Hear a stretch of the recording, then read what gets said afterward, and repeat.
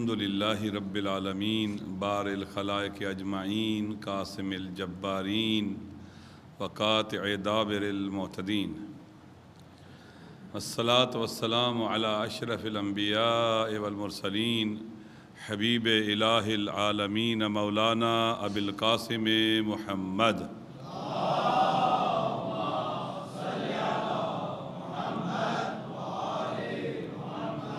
وعلى آلہ طیبین الطاہرین المعصومین المظلومین لا سیما بقیت اللہ فی العالمین۔ امام زمانہ پہ درود بھیجیے۔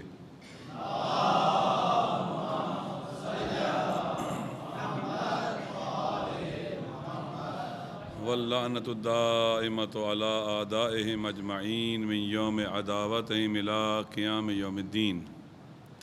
اما بعد فقد قال مولانا الامام الصادق علیہ الصلاۃ والسلام العالم بزمانہ لا تحجم علیہ اللوابس۔ السلام علیکم ورحمۃ اللہ وبرکاتہ۔ خدا کی بارگاہ میں دعا ہے خداوند متعال ہماری اس مجلس کو اپنی عبادت قرار دے، اسے اپنے قرب کا وسیلہ بنا دے۔ وہ قادر مطلق اور فیاض مطلق ہے اس کی بارگاہ میں دعا ہے کہ زبان پہ ایسے لفظ لانے کی محمد آل محمد صلوات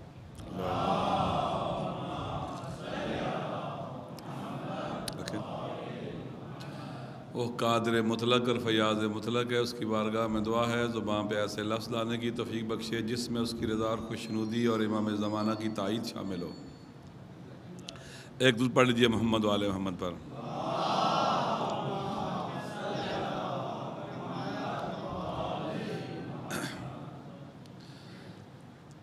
اگرچہ موضوع درس اخلاق تھا،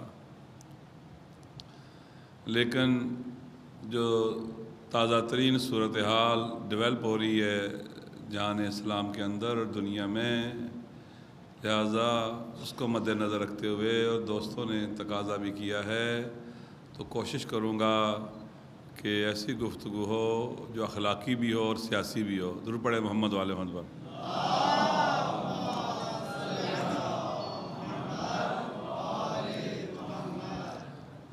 جس زمانے میں ہم رہ رہے ہیں اس کی کچھ خصوصیات ہیں۔ آج کل دنیا کو آج کل کے زمانے میں گلوبل ولیج کہا جاتا ہے۔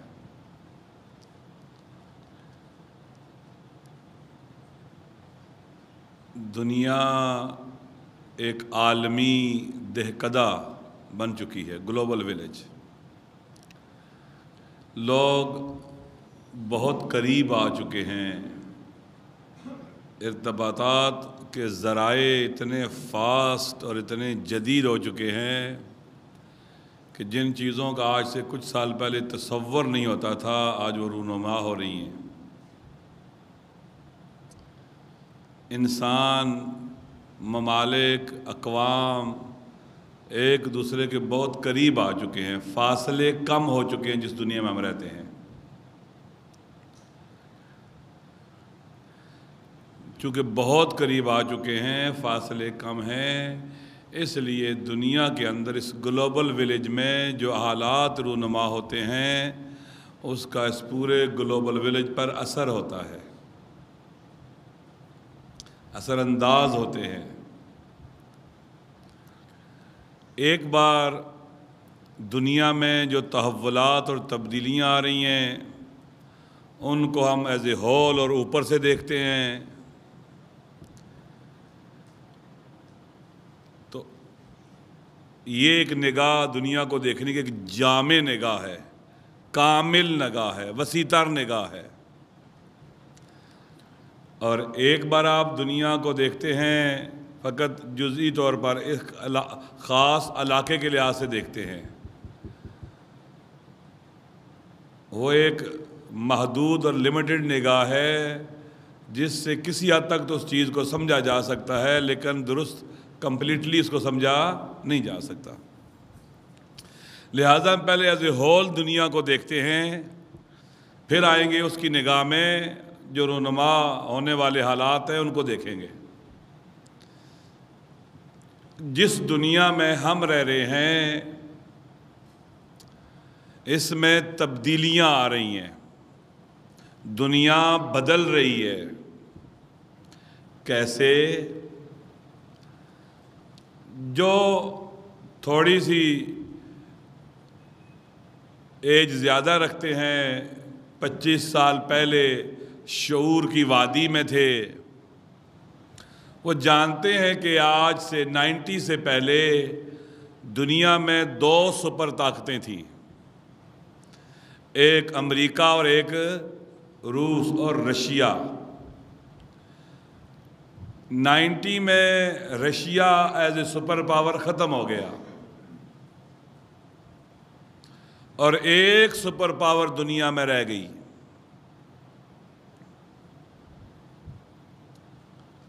امریکہ۔ دنیا کے ممالک کی 4 قسمیں ہوتی ہیں۔ نمبر 1 سپر پاورز، نمبر 2 عالمی قوتیں world powers, number 3 regional powers, number 4 عام ممالک ہوتے ہیں جن کا اتنا اثر نہیں ہوتا۔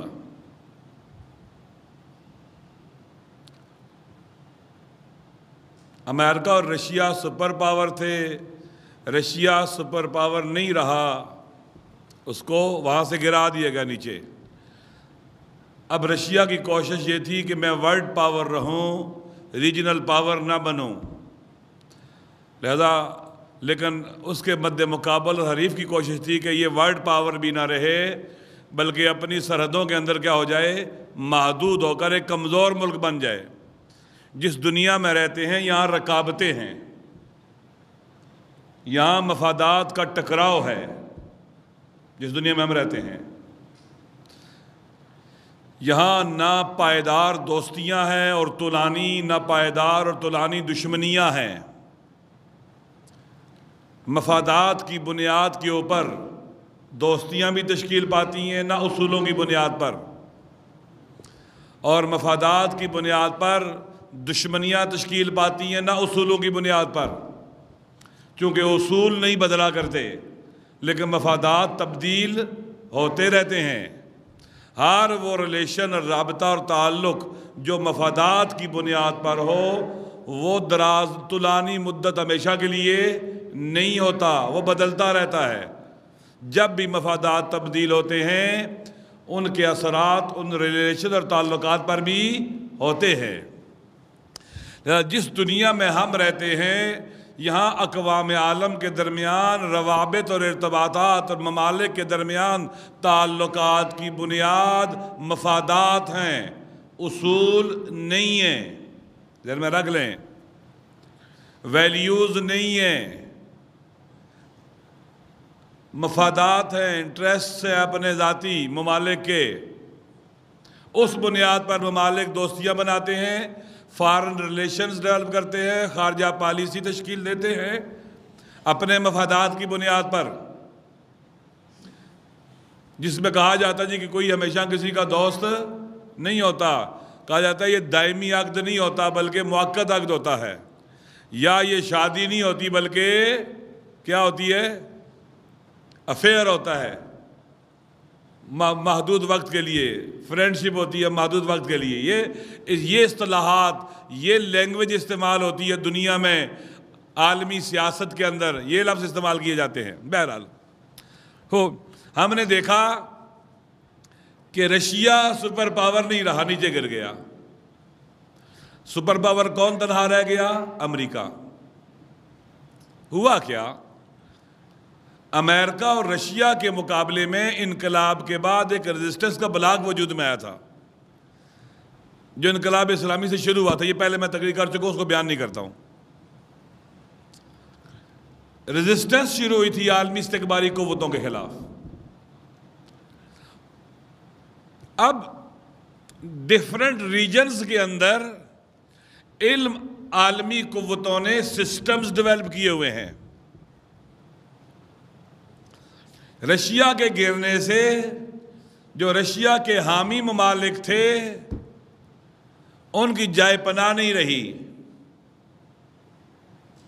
وہ کہاں جائیں، کس کی پناہ میں رہیں؟ مشکل پیش آئی ان کے لیے، سروائیول ان کے لیے مشکل پیش ہوئی، سروائیول ان کی مشکل ہو گئی۔ رشیا کے سپر پاور ختم ہونے کے بعد ریزسٹنس کے بلاک کا براہ راست ٹکراؤ کس کے ساتھ تھا؟ امریکہ کے ساتھ تھا، جو سپر پاور تھا۔ امریکہ نے گلف کے اندر، جس ریجن میں ہم رہتے ہیں ساؤتھ ایشیا میں اور گلف کے اندر، اپنی مرضی کا ایک سیکیورٹی کا سسٹم بنایا ہوا تھا۔ یہ حساس علاقہ تھا، دنیا کا میکسیمم آئل اور انرجی کے ریسورسز جہاں سے ایکسپورٹ ہوتے ہیں دنیا تک جاتے ہیں، اس علاقے کو اپنے کنٹرول میں رکھنا چاہتا تھا، تاکہ یہ علاقہ جس کے کنٹرول میں ہوگا پوری دنیا کی جان اس کے کنٹرول میں ہوگی۔ جس کے کنٹرول میں یہ علاقہ ہوگا، جسے ہم کہتے ہیں کہ گلف کا علاقہ، ایران، عراق، سعودی عرب تک، یہ سارا گلف کے ممالک جہاں آئل اور تیل ہے، جس کے کنٹرول میں یہ علاقے ہوں گے اس کے کنٹرول میں دنیا کی جان ہوگی۔ انرجی بڑی اہمیت کی حامل ہے۔ چائنا انرجی کے بغیر کچھ نہیں ہے، خود امریکہ بھی انرجی کے بغیر کچھ نہیں ہے، یورپ انرجی کے بغیر کچھ نہیں ہے۔ انرجی کی عام ریسورسز یہاں ہیں، لہذا امریکہ نے یہاں ایک سسٹم بنایا ہوا تھا۔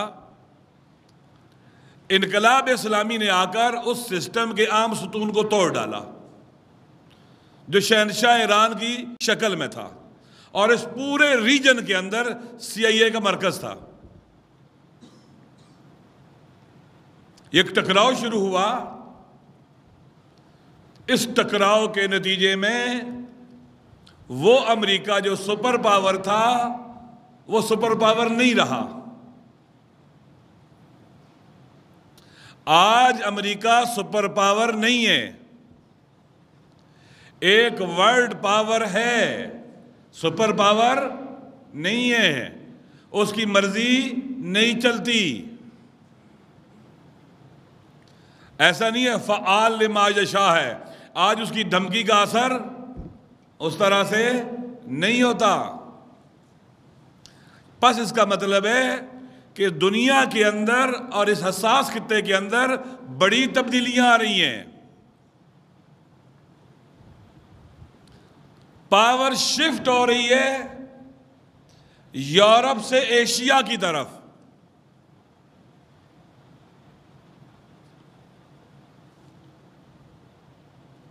فیوچر میں دنیا کو ایشیا نے لیڈ کرنا ہے، یورپ اور امریکہ کی جگہ ایشیا نے لینی ہے۔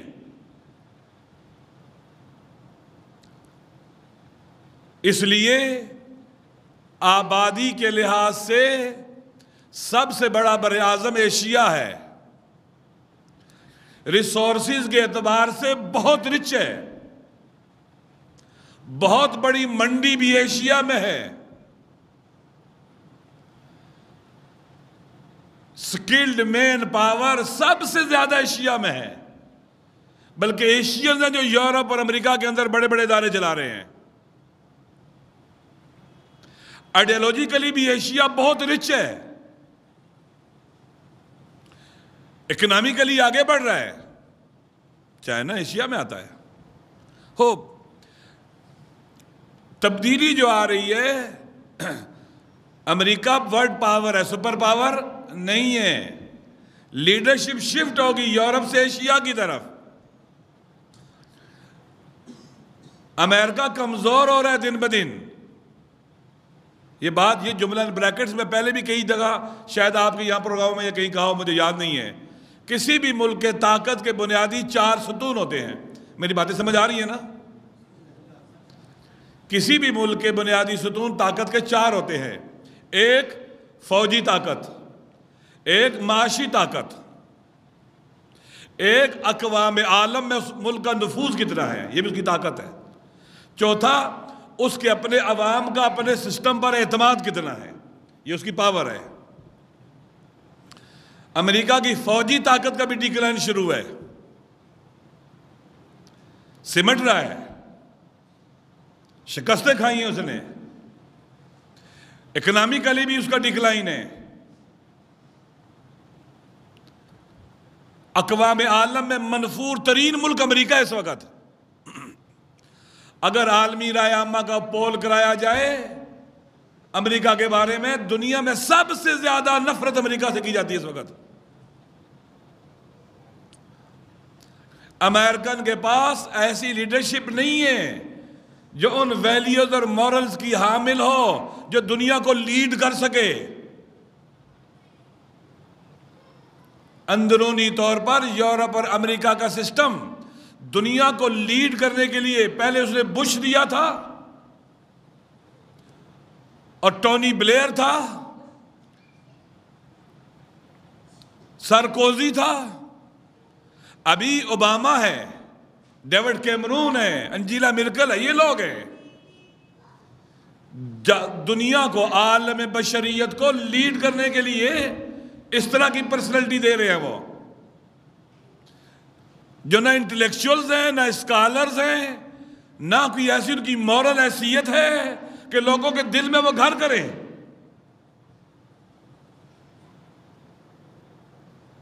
کھوکھلے ہیں. بہرحال دنیا میں پاور شفٹ ہو رہی ہے ایشیا کی طرف. دنیا تبدیل ہو رہی ہے. آج اسرائیل ناقابل شکست نہیں ہے، آج امریکہ ناقابل شکست نہیں ہے.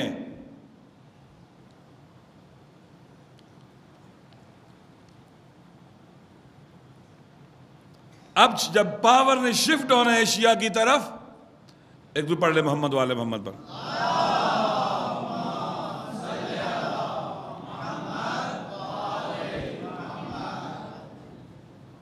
امریکہ کی پوری کوشش ہے کہ ایشیا ڈسٹرب ہو جائے، اور یورپ کی پوری کوشش ہے کہ ایشیا میں ڈسٹربنسز پیدا ہو جائیں، بحران کھڑے ہوں تاکہ ان کو سنبھلنے کا موقع مل جائے، تاکہ وہ ٹائم گین کر لیں اپنے آپ کو سنبھالنے کا. اس تحول اور تبدیلی کے اندر ایک اہم عنصر جو ہے وہ ریزسٹنس کا بلاک ہے. امریکن نے پوری کوششیں کی ہیں کسی طرح سے یہ جو تھریٹننگ بلاک ہے جو انقلاب کے بعد وجود میں آیا امریکہ کے لیے، اس کو توڑ دیا جائے. پوری کوشش کی ہے. 8 سال کی جنگ ایران کے اوپر اسی وجہ سے تھی. اہل تشیع پر اس پورے ریجن میں جو مصیبتیں آئیں اسی وجہ سے تھی. کہ یہ ہراول دستہ ہے تبدیلی اور چینج کا اس پورے ریجن میں، جو ریجن پوری دنیا کو بدلنے کی صلاحیت رکھتا ہے. ان کو اندرونی طور پر کمزور کرو، توڑو. تکفیر یہاں سے شروع ہوئی، ٹارگٹ کلنگ یہاں سے شروع ہوئی. باقاعدہ ملکوں کے اندر پاکستان میں ہم مظلوم ہوئے، افغانستان میں ہم مظلوم، کویت میں ہم مظلوم، عراق میں ہم مظلوم، سعودی عرب میں ہم مظلوم، لبنان میں، ہر جگہ ہم مظلوم ہوئے. ہم ہراول دستہ تھے اس بنیادی تبدیلی کا، جو چینج دنیا میں آ رہی ہے، جس کی ابتدا امام خمینی نے کی ہے، اس بت شکن نے کی ہے. اور امام کے بعد ایک انتہائی حکیم قیادت ہے، انتہائی مدبر اور شجاع لیڈرشپ ہے. اس جیسا اس پوری کائنات میں کوئی نہیں ہے ابھی. واقعاً نائب امام ہے، واقعاً نائب امام. جتنا ہم فخر کرے کم ہے. اس جیسا کوئی نہیں ہے. انتہائی مدبر، انتہائی بہادر و شجاع، انتہائی حکمت والا، اعلیٰ درجے کی بصیرت رکھنے والا، انقلابی صبر کا مالک شخص ہے. وہ شخصیت ہے، اس جیسا کوئی نہیں ہے. خدا گواہ کہ میں مبالغہ نہیں کر رہا ہوں. میں اپنی جو میں پڑھتا رہتا ہوں، اسٹڈی کرتا رہتا ہوں، نہیں ہے اس جیسا کوئی. یقین کر لیں، میرا ایمان ہے اس جیسا کوئی نہیں ہے، ثابت بھی کی ہے حالات۔ بہرحال ایک طرف وہ ہے جو ریزسٹنس کے بلاک کو لیڈ کر رہا ہے اس وقت، مستی ہے، اس تحول اور تبدیلی کی موومنٹ کو وہ لیڈ کر رہے ہیں، جو انتہائی وائز موومنٹ ہے، عاقلانہ ہے، جو متشدد نہیں ہے، جو پیٹریاٹ بھی ہے، جو اسلامی بھی ہے، جو معتدل بھی ہے، اور عشق شہادت رکھنے والے بھی ہیں۔ اپنے اپنے وطن میں ہر کوئی اپنے وطن کا پرچم اٹھائے ہوئے ہے، اپنی مٹی سے محبت کرنے والے لوگ ہیں جن کو وہ لیڈ کرتا ہے۔ اس کی راہبری کہتی ہے کہ اپنے ملکوں سے محبت کرو، اپنی مٹی سے محبت کرو، اپنی سرزمین سے محبت کرو، اپنے پرچم کو ہاتھ میں اٹھاؤ، اپنے ملک کے استقلال کی، آزادی کی حفاظت کرو، اس کی ساورنٹی کی حفاظت کرو، اسے باوقار ملک بناؤ، اسلامی اقدار کے محافظ بنو، مظلوموں کے مددگار بنو، عالمی استکباری قوتوں کے مقابلے میں مقاومت کرو، اور عشق شہادت بھی رکھو، کیونکہ جو عشق شہادت رکھتے ہیں قوم، وہ آخری خون کی آخری قطرے تک مقاومت کرتی ہے، پیچھے نہیں ہٹتی۔ جس کو موت سے ڈر آتا ہے وہ رک جاتا ہے، وہ ٹھہر جاتا ہے، وہ راستہ چھوڑ دیتا ہے۔ لیڈرشپ، تبدیلیوں اور تحولات کو قیادت کرنے والی، کو لیڈ کرنے والی لیڈرشپ ہمارا نائب امام ہے۔ اب تبدیلیاں، دن بدن مقاومت اور ریزسٹنس کی طاقت بڑھتی چلی گئی۔ اسرائیل کہ ناقابل شکست ہونے کا طلسم ٹوٹ گیا، تبدیلی آئی یا نہیں ہے؟ کبھی کسی نے سوچا تھا اسرائیل کے پایہ تخت پر میزائل لگیں گے؟ سوچا تھا کبھی کسی نے؟ غزہ کے مظلوموں نے جو غلیل مارا کرتے تھے، غلیل ٹینک کو مارا کرتے تھے، آج وہاں جا پہنچے ہیں کہ انہوں نے تل ابیب کے اوپر میزائل مارے، بن گورین ایئرپورٹ پر میزائل مارے اور ایئرپورٹ بند ہوا۔ ان مظلوموں نے، شہادت کے عاشقوں نے،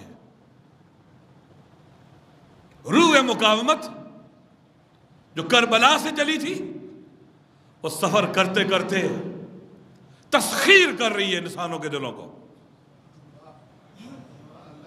اور ذہنوں کو، جو عزت کے لیے اٹھنا چاہتے ہیں اور اپنی کرامت کا دفاع کرنا چاہتے ہیں۔ لہذا آج انہوں نے کوشش کی، پہلے 8 سال کی جنگ نہیں کر سکے، بڑی کوشش کی جہان اسلام کے اندر پرابلم، ایشیا کے اندر پرابلم کھڑے کریں،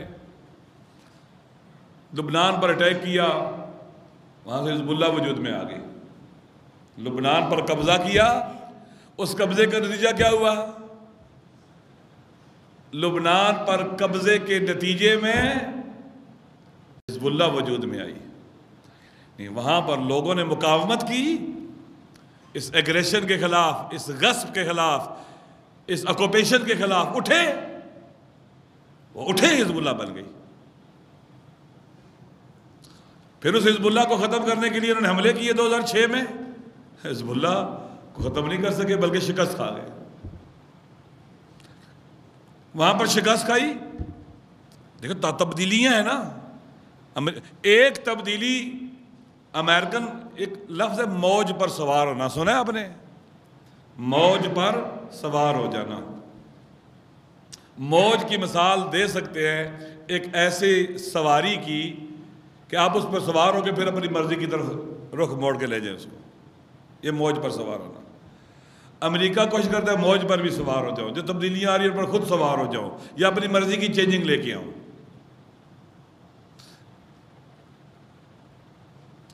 اس کے بعد شام آ گیا، شام میں اٹیک شروع کیا انہوں نے، دنیا کے 90 ملکوں سے دہشت گرد لے کے آئے، نتیجہ 4 سال ہو گئے، شکست کھا گئے، بشار اسد کو نہیں گرا سکے۔ میں نے ابھی کچھ دن پہلے لبنان گیا ہوا تھا. آج کتنی تاریخ ہے؟ 27 تاریخ ہے. 27 فروری ہے نا، مارچ ہے نا، ٹھیک 2 مہینے پہلے میں وہاں تھا. تو میں نے سید سے پوچھا کہ آپ نے ٹیلی ویژن پہ ایک انٹرویو میں کہا ہے چند دن پہلے کہ اب اگر اسرائیل نے لبنان پر اٹیک کیا تو ہم اسرائیل کا علاقہ الجلیل، بڑا وسیع علاقہ ہے، پہاڑی علاقہ بھی ہے اور گراؤنڈ بھی اس میں بڑا وسیع علاقہ ہے جو جنوبی لبنان کے سامنے ہے سارے کا سارا، ہم اس پر قبضہ کر لیں گے. تو واقعاً ایسے ہے. تو سید نے مجھے کہا کہ ہاں ہم نے کمپلیٹ تیاری کر لی ہے، ہم نے پوری فورس تیار کی ہے جس نے قبضہ کرنا ہے اسرائیل کے اوپر، مقبوضہ علاقے آزاد کرانے ہیں فلسطینیوں کے. تبدیلی ہے نا، چینج آ رہی ہے نا. شام میں شکست کھا رہے تھے، عراق پہ شروع کر دیا. داعش کا عراق میں آنا اللہ کی نعمت ثابت ہوا. داعش کے آنے کے بعد آج عراق کی فوج طاقتور ہے پہلے کی نسبت. آج عوام میں بہت زیادہ یونٹی ہے پہلے کی نسبت. بیداری بہت زیادہ ہے پہلے کی نسبت. درست ہے. ان کو موقع مل گیا صدامیوں کو صفایا کرنے کا.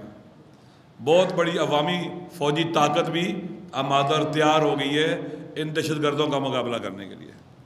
عراق محفوظ ہو گیا ہے، تقریباً سیکیور ہو گیا ہے اس حماقت کے نتیجے میں جو انہوں نے کی دشمنوں نے.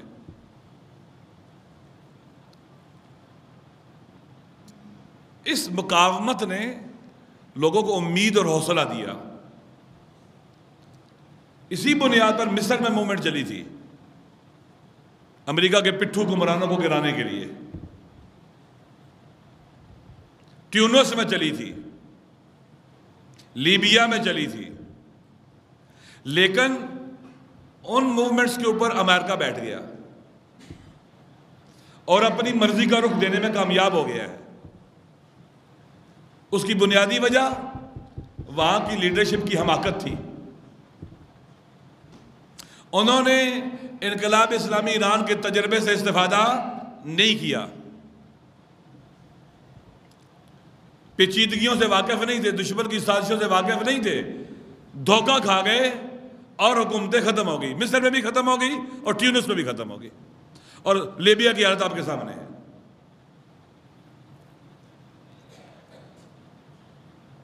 امریکہ کا اثر و نفوذ اس ریجن میں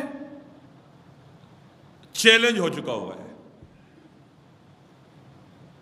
امریکہ ورلڈ پاور ہے، اگر یہاں شکست کھاتا ہے، شکست فاش، تو پھر وہ ریجنل پاور بن جائے گا. جتنا آپ ایک بار امریکہ میڈیٹرین سی میں امریکہ کا دفاع کر رہا ہے، یہاں پر خلیج فارس میں آ کے امریکہ کا دفاع کر رہا ہے. ایک بار ہوتا ہے کہ اپنے سمندروں پر پہنچ جاتا ہے، اس کا مطلب ہے کہ سکڑ گیا ہے، خطرے میں آ گیا، تھریٹ میں آ گیا ہے. آپ دشمن کو جتنا اپنے گھر سے دور رو کے دفاع کریں اتنا ہی آپ کا فائدہ ہے. امریکہ اگر اس جنگ میں شکست کھاتا ہے تو ورلڈ پاور نہیں رہتا، پھر ریجنل پاور بنتا ہے، ٹوٹ جائے گا پھر امریکہ، جیسے رشیا ٹوٹا ہے.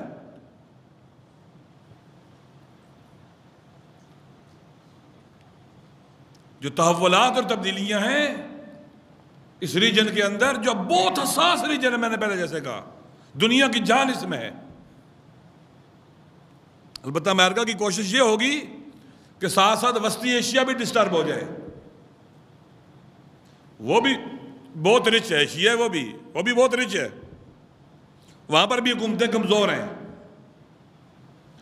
پچھلے دنوں آپ نے 2-3-4-5 دن پہلے مجھے ذہن میں آ رہا ہے، اشرف غنی پریزیڈنٹ آف افغانستان کا ایک انٹرویو تھا جس میں کہہ رہا تھا کہ پاکستان نے جو آپریشن دہشت گردوں کے خلاف شروع کیا ہے فاٹا اور شمالی وزیرستان اور خیبر وغیرہ میں، اس سے دہشت گرد وہاں سے جو بھاگ کے تو شفٹ ہو رہے ہیں، ختم نہیں ہو رہے، افغانستان میں آ رہے ہیں. امکان قوی ہے کہ ان دہشت گردوں کو منظم کر کے فیوچر میں سینٹرل ایشیا کو ڈسٹرب کیا جائے گا. امکان ہے. کیونکہ شیطان اپنی حرکتوں سے باز آنے والا نہیں ہے. آگ کا کام کیا ہے؟ جلانا. ہو سکتا ہے کہ آگ نہ جلائے، آگ جلائے گی. شیطان کا کام، نام ہی جب شیطان ہے، اس کا کام کیا ہے؟ شیطانی کرنا. ایسے ہی ہے نا. فیوچر میں امکان ہے وسطی ایشیا کو ڈسٹرب کیا جائے. بہت حساس علاقہ ہے وہ بھی. حکومتیں اتنی طاقتور نہیں ہیں. اگر وہ ڈسٹرب ہو جائے تو چائنا کو بھی ڈسٹرب ہونا پڑے، ڈسٹرب ہوگا، رشیا بھی ہوگا. پھر یعنی سینٹرل ایشیا اور اس کے بعد یہ گلف والا جو ایشیا ہے، مشرق وسطیٰ جسے آپ کہتے ہیں، یہ بھی ایشیا ہے. یہ حساس علاقے ہیں. بہرحال اب تبدیلیاں جب آ رہی ہیں تو اس میں ہمارا نقش و رول ہونا چاہیے نا. تبدیلیوں میں لبنان کے شیعوں کا نقش و رول ہے ان تحولات اور تبدیلیوں کو پازیٹیو جہت دینا.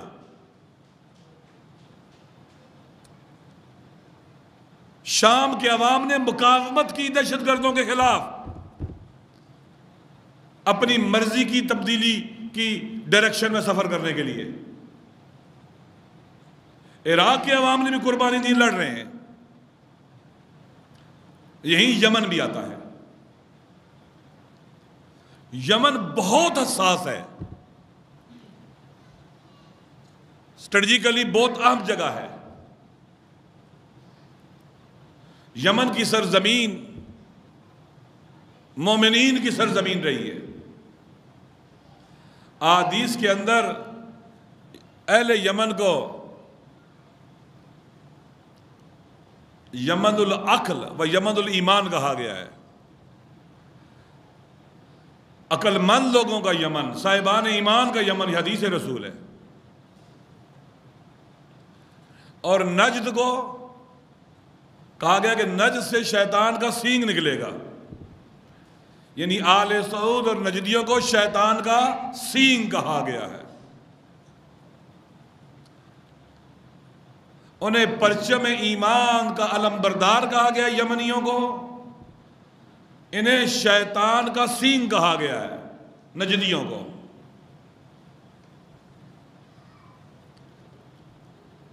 یمن کے اندر بھی حوثی جو ہیں یہ سادات ہیں. 50 لاکھ سادات ہیں، یہ 5 ملین، جو امام حسن علیہ السلام اور امام حسین کی اولاد ہے.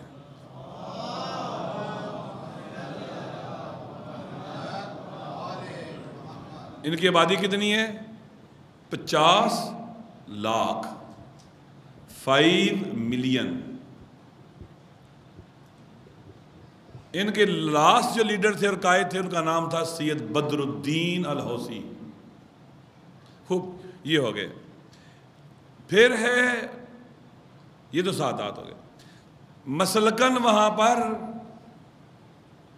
زیدیہ فرقے کے لوگ ہیں جو 4 اماموں کی امامت کے قائل ہیں. جو ہمارے 4 امام ہیں، امام زین العابدین علیہ السلام کے بعد یہ ان کے بیٹے حضرت زید شہید کو اپنا امام مانتے ہیں، جس کے نتیجے میں زیدیہ فرقہ ہے.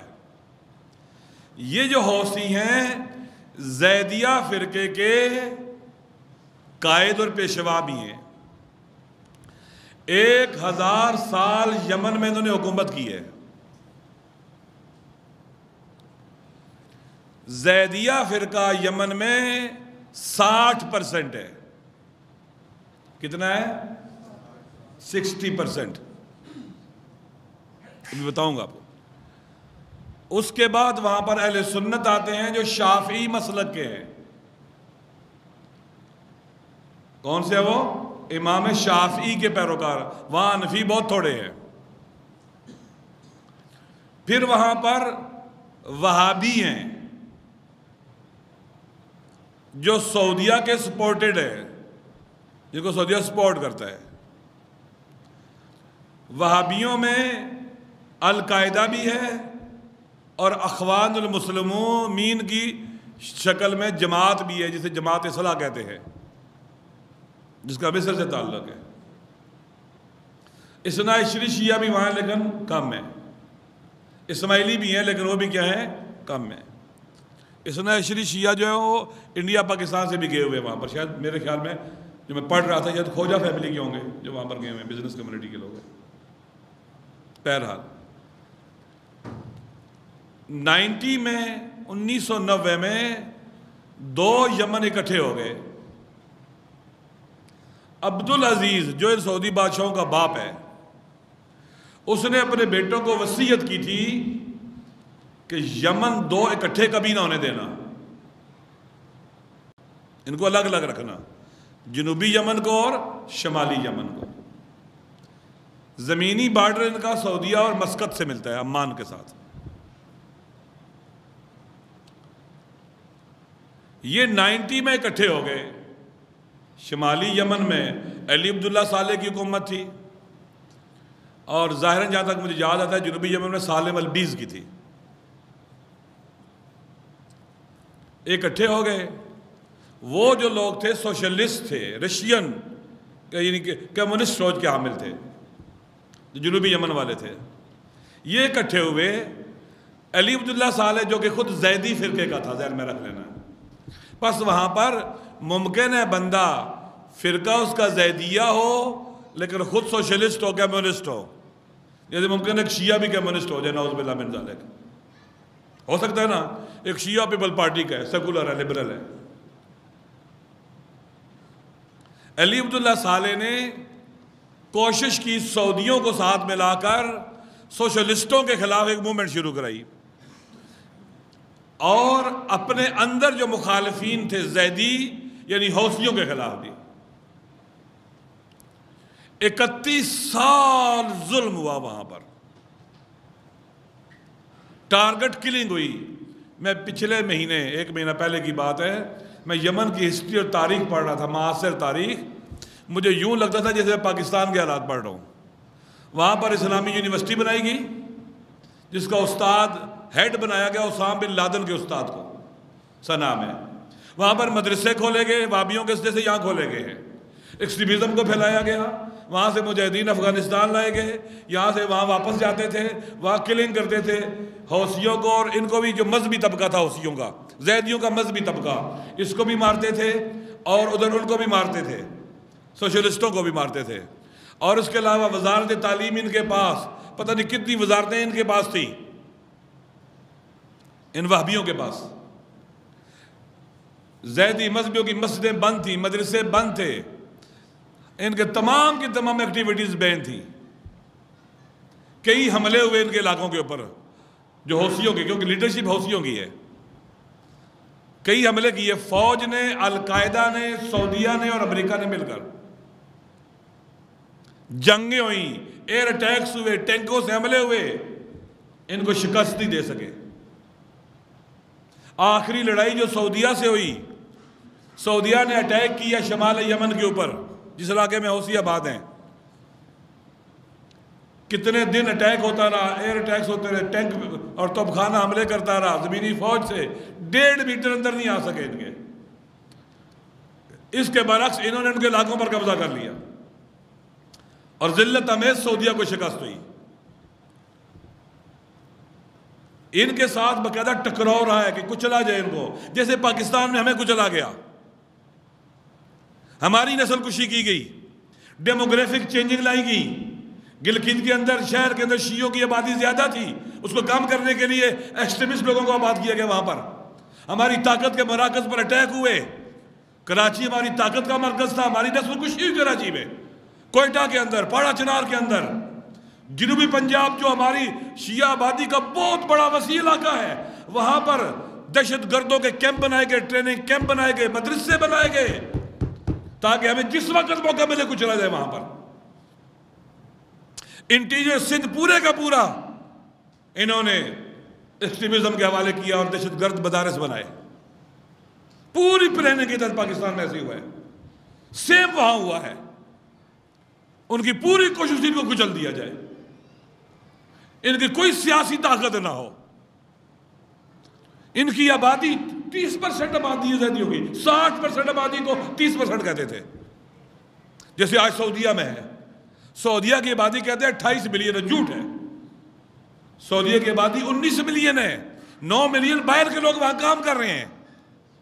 اگر 19 ملین کو رکھا جائے وہاں پر شیعہ زیدی اسماعیلیوں کی آبادی 38% ہے.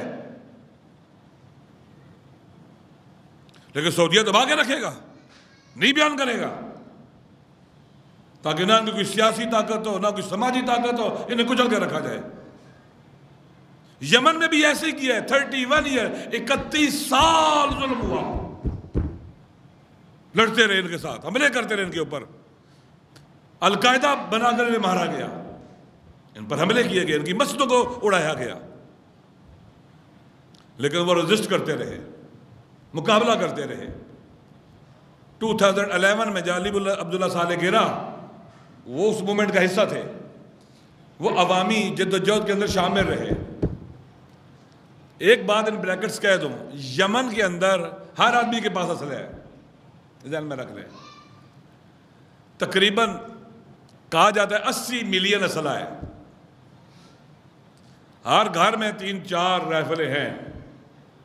24 ملین آبادی ہے, یعنی ہر بندے کے پاس تقریباً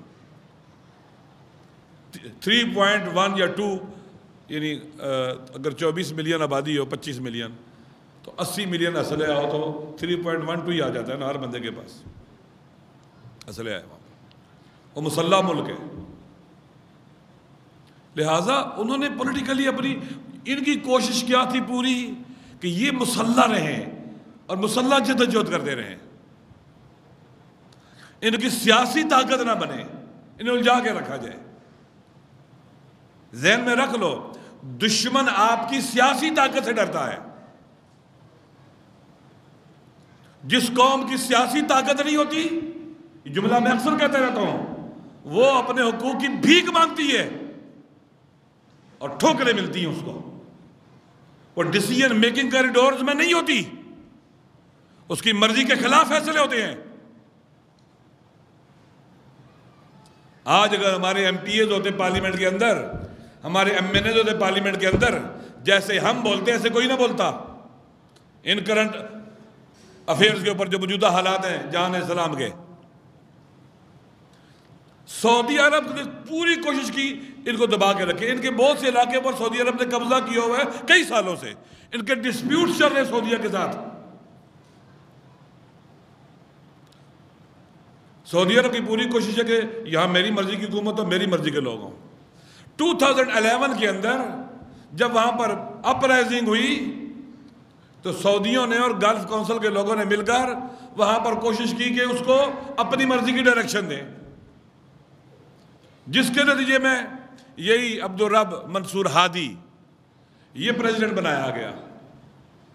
ڈیلیور نہیں کر سکا, کرپشن ختم نہیں ہوئی, مہنگائی, مشکلات, مسائل تھے, لوگ پریشان تھے, چیزیں مہنگی ہو گئیں. وہاں پر عوامی جدوجہد شروع ہو گئی. سپٹمبر کے اندر وہاں پر مظاہرے شروع ہو گئے, ہڑتالیں شروع ہو گئیں, دھرنے شروع ہو گئے, جس کے نتیجے میں عوام بھی ساتھ شامل ہو گئے. عوام سارے کے سارے ساتھ اکثریت شامل ہو گئی. نتیجتاً عوام میں ان پاپولر ہو گیا منصور ہادی اور پھر مستعفی ہو گیا. یہ سعودی عرب کے لیے دھچکا تھا. وہ لوگ طاقتور ہو گئے جو پیٹریاٹ ہیں, جو غیرت مند ہیں, جو سعودی عرب کی آئیڈیالوجی کو قبول نہیں کرتے. اس میں شیعہ اور سنی اکٹھے ہو گئے, شافعی اور زیدی اکٹھے ہو گئے, اور سیاسی پارٹیاں بھی اکٹھی ہو گئی ان کے ساتھ, اکثریت ان کے ساتھ آ گئی. میں یہ کہہ سکتا ہوں مور دین 90% عوام ان کے ساتھ آ گئے. صنعاء کے اندر نماز جمعہ ہوئی, پہلی جمعہ سپٹمبر میں, جس میں 1 ملین سے زیادہ لوگوں نے شرکت کی. شافعی امام جماعت نے نماز پڑھائی, سب نے اس کے پیچھے پڑھی. ساؤتھ اور نارتھ قریب ہو گئے. یہ سعودیہ کے لیے یہ بھی سمجھے کہ ریزسٹنس کے بلاک آگے بڑھتا بڑھتا امریکہ کے حامی مورچوں پر قبضہ کرتے وہاں جا پہنچا. خود بیدار ہو رہے ہیں, ان کی ڈیموکریٹک موومنٹ ہے, تبدیلی یہ آ رہی ہے, جمہوری موومنٹ ہے, بحرین کے اندر بھی جمہوری موومنٹ ایسا نہیں اٹھایا بحرین کے شیعوں نے. یہ لیڈرشپ کی عقل مندی کی دلیل ہے. پوری دنیا میں جہاں بھی شیعہ موومنٹ چلا رہے ہیں ان کی جمہوری موومنٹ ہے. حزب اللہ بھی لبنان میں ہے, ان کے ہاتھ میں اگر اسلحہ ہے تو اسرائیل کے لیے ہے. اپنے عوام کے خلاف آج تک اسلحہ نہ اٹھایا نہ دکھایا. مثلا ان کے علاقوں میں ابھی پچھلے دنوں میں آپ کو پتا ہوگا کہ سوسائڈ اٹیک ہوئے, حملے ہوئے, بم بلاسٹ ہوئے, بہت لوگ شہید ہوئے.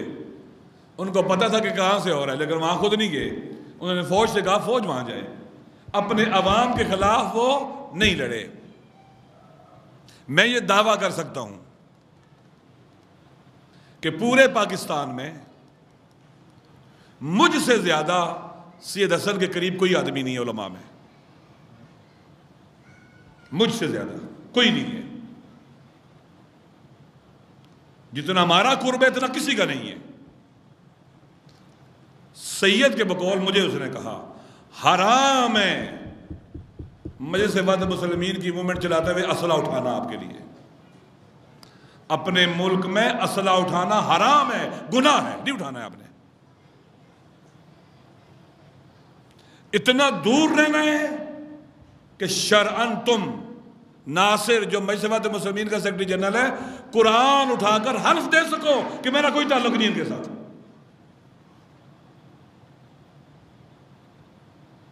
اپنے ملک کے اندر کوشش کرنی ہے, جمہوری جدوجہد کرنی ہے, عوامی جدوجہد کرنی ہے. عوامی طاقت کے ذریعے حکومت اور فوج کو مجبور کرنا ہے کہ دہشت گردوں کے خلاف آپریشن کریں.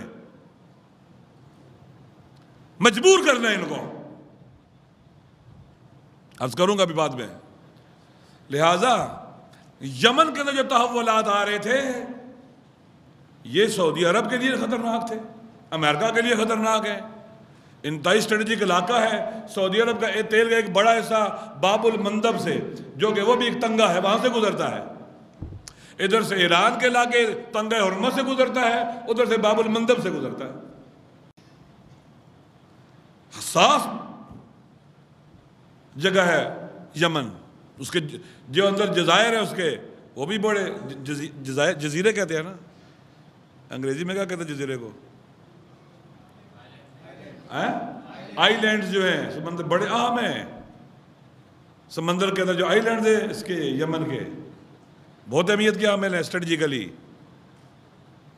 بہرحال یہ لوگ ڈیموکریٹک موومنٹ لے کے چلے.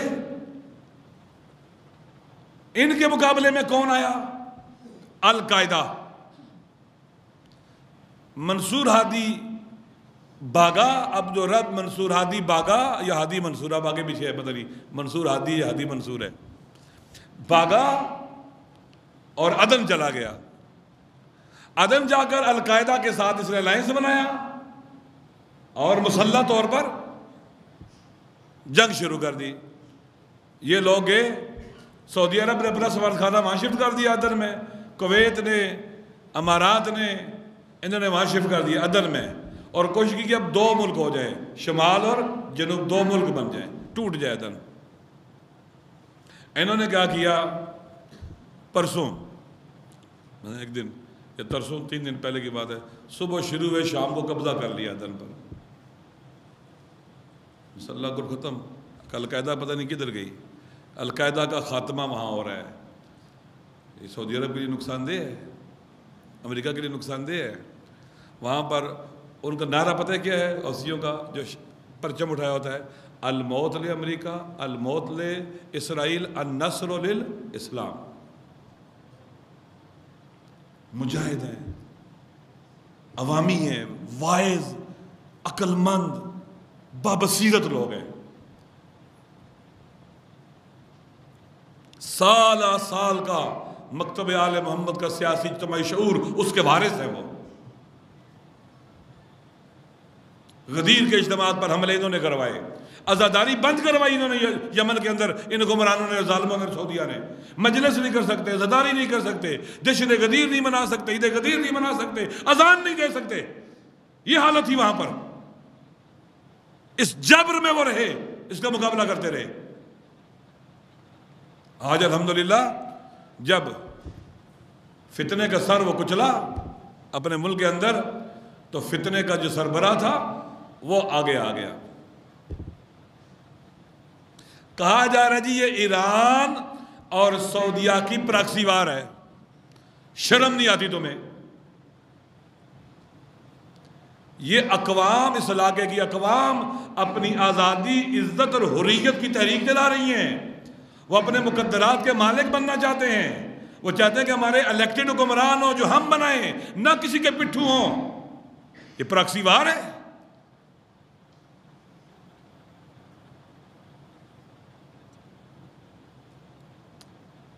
کوئی پراکسی وار نہیں ہے. عوام میں بیداری ہے. ہاں، مقاومت کا سبق ایران سے لے رہے ہیں. انہوں نے کئی لاکھ شہید دیے ہیں اور زخمی دیے ہیں عالمی استکبار کا مقابلہ کرتے ہوئے، اور مقاومت کا سبق دیا دنیا والوں کو. بتلایا کہ یہاں ایسے نہیں ہے کہ جو امریکہ اور روس چاہے گا وہی ہوگا. نہیں، اس کے خلاف بھی ہو سکتا ہے اگر تم کوشش کرو تو. انہوں نے کر کے دکھایا. یہ نہیں ہے کہ جو امریکہ چاہے گا وہی ہوگا. امریکہ نہیں چاہتا تھا انقلاب آیا. امریکہ چاہتا تھا انقلاب ختم ہو جائے، نہیں ختم ہوا. امریکہ چاہتا تھا حزب اللہ ختم ہو جائے، نہیں کر سکا. کمزور ہو جائے، نہیں کر سکا. عراق پر قبضہ کرنا چاہتا تھا، اپنی مرضی کے پٹھو کو بنا لانا چاہتا تھا، نہیں لا سکا. اس کے گلے سے عراق کو نکال لیا گیا جسے وہ نگلنا چاہتا تھا. یہ کوئی پراکسی وار نہیں ہے. اس خطے کی اقوام جو آزادی اور عزت کے متوالے ہیں، جو اپنی کرامت کا تاج اپنے سروں پر رکھنا چاہتے ہیں، جو اپنے مقدرات کے مالک بننا چاہتے ہیں، جو اپنے ممالک کو ساورن بنانا چاہتے ہیں، یہ ان کی موومنٹ ہے. یہ کوئی پراکسی وار نہیں ہے. پاکستان میں بھی ایران پراکسی وار نہیں کر رہا. اگر پراکسی وار کر رہا ہوتا نا، ایران آتا نا، آپ کو پتہ چلتا. پھر وہ گیا ہے لبنان میں، اسرائیل کو پتہ آیا ہے ادھر. وہ شام میں گیا ہے. دنیا کے 90 ملکوں کے دہشت گرد ممالک کے دہشت گردوں اور ان ملکوں کو پتہ چلا کہ آیا یہاں پر. عراق میں جا کے دیکھو، پتہ ہے جی ISIS کو کہ ایران آیا یہاں پر. یہاں نہیں آیا پاکستان میں. ان کی پالیسی نہیں ہے پاکستان کے اندر جنگ ہو داخلی طور پر. وہ نہیں چاہتے لڑائی یہاں پر. کوئی پراکسی وار نہیں ہے.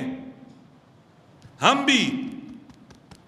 بھی اگر کہتے کہ پاکستان کو سعودیہ نہیں جانا چاہیے فوجوں کو، تو وطن کی محبت، مٹی کی محبت کہتی ہے کہ آپ یہ کہو. اگر ایران میں شاہ کی حکومت ہوتی اور وہ حمایت کرتا وہاں بھیجنے کی، ہم پھر بھی مخالفت کرتے. ہمارا نظریہ اپنے وطن کے لیے ہے، مظلوموں کے لیے ہے. لہٰذا اس وقت وہاں پر تبدیلی ہے. سعودی عرب اکیلے تو کچھ نہیں کر سکتا نا. اس کی فوج برگر فوج ہے، اسلحہ بہت زیادہ ہے. ٹھیک ہے، کیا وہ 24 گھنٹے 48 گھنٹے جا کے لڑ سکتے ہیں؟ نہیں لڑ سکتے. شہید ہو سکتے ہیں؟ نہیں ہو سکتے. نہیں شہید ہو سکتے. مر سکتے ہیں کیسے؟ انہیں تو ایئر کنڈیشن مورچے چاہیے لڑنے کے لیے. ایئر کنڈیشن مورچے ہوں، ویل اکوپڈ، ایئر کنڈیشن، پانی، فریج، ہر چیز وہاں تر و تازہ موجود ہو. وہ اس طرح کی فوج ہے. انہیں پاکستانی فوج چاہیے. سعودی عرب کا یمن پر حملہ عالمی قوانین کے بھی خلاف ہے، حق نہیں ہے. اور عرب لیگ کے قوانین کے خلاف بھی ہے. عرب لیگ کے قوانین میں لکھا ہوا ہے کہ کوئی ملک دوسرے ملک میں مداخلت نہیں کرے گا، نہ فوجی مداخلت کرے گا، نہ سیاسی مداخلت کرے گا. ملک ساورن ہے اور اختیار نہیں ہے کسی ملک کو دوسرے ملک میں مداخلت کرنے کا.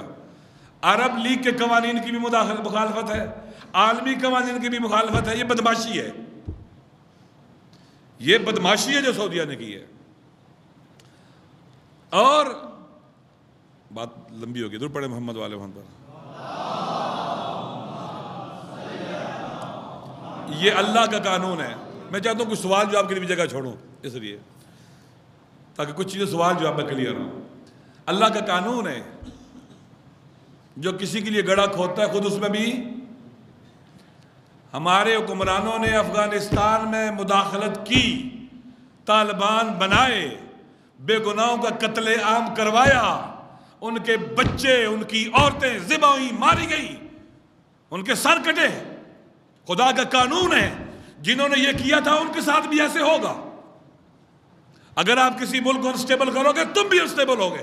یہ قانون الہی ہے، یہ نہیں بدل سکتا، جسے مکافات عمل کا قانون کہتے ہیں. امریکہ نے کتنے ملکوں کو توڑا؟ امریکہ ٹوٹے گا، یہ قانون الہی ہے، ٹوٹے گا، ہو ہی نہیں سکتا نہ ٹوٹے.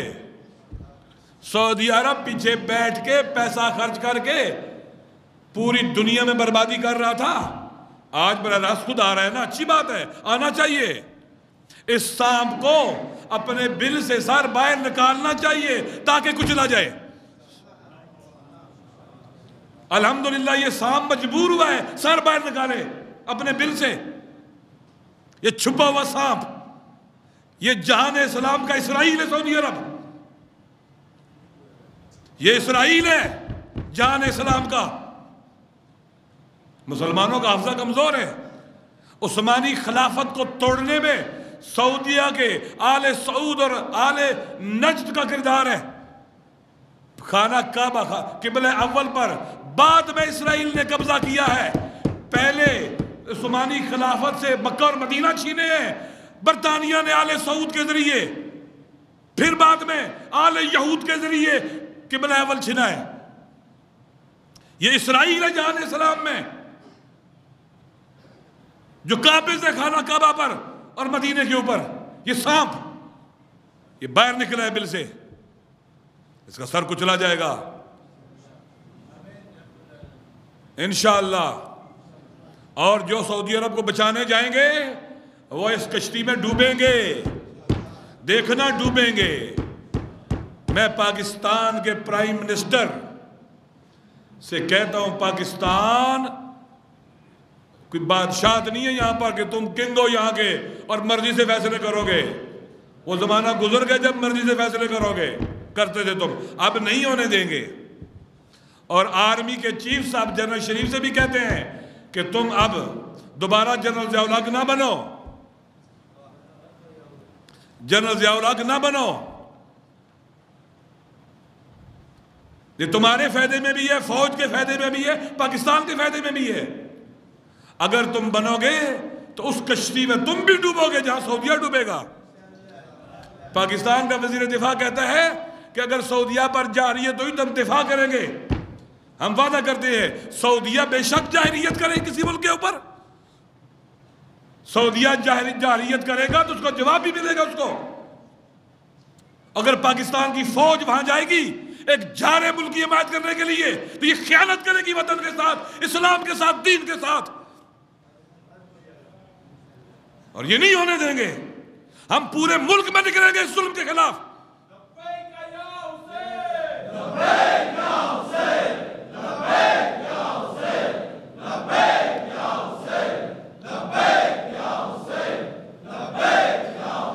ہم اس وطن کے باوفا بیٹے ہیں، اس مادر وطن سے ہم خیانتیں نہیں کرنے دیں گے. تبدیلی ہے، تحولات کو امریکہ کی مرضی کا رخ نہیں دینے دیں گے. ان تبدیلیوں کو، یہ خوبصورت تبدیلیاں ہیں، انشاءاللہ یہ سلسلہ آگے بڑھے گا. قربانی دینی پڑے گی. پاکستان میں بھی تبدیلی آ رہی ہے.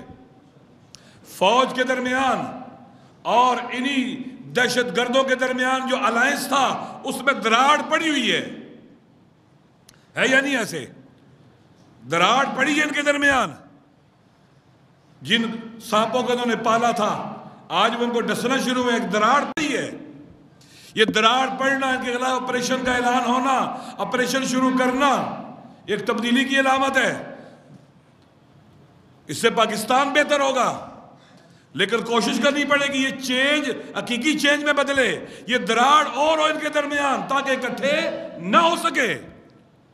کوشش کرنی پڑے گی، رائے عامہ استوار کرنی پڑے گی، عوام کے اندر بیداری لانی پڑے گی تاکہ ان کے ساتھ کھڑا ہونا پاکستان کے ساتھ خیانت ہو.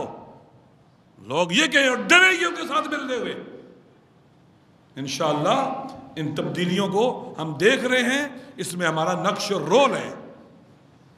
جو ہم میں بیداری زیادہ ہوگی، ہماری عوامی طاقت بڑھے گی، ہمارا نقش اور رول بھی بڑھتا چلا جائے گا۔